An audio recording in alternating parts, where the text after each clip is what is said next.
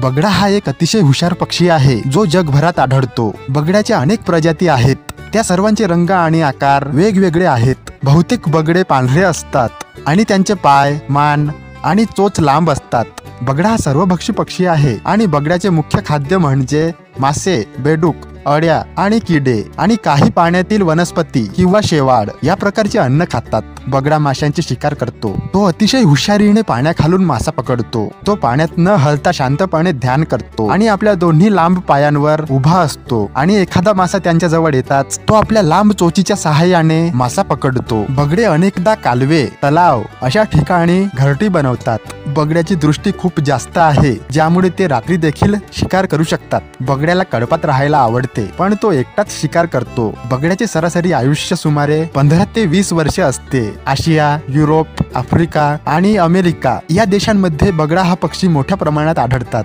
मादी बगडा पक्षी एका वेळी 4 ते 5 अंडी घालते आणि या अंड्यांचा रंग पांढरा असतो। अंडी उबवण्याचे काम नर आणि मादी दोघांचेही असते। नर बगडा आणि मादी बगडा दिसायला जवळजवळ एकसारखे असतात। नर बगड्याला बगडा म्हणतात आणि मादी बगड्याला बगडी असे म्हणतात।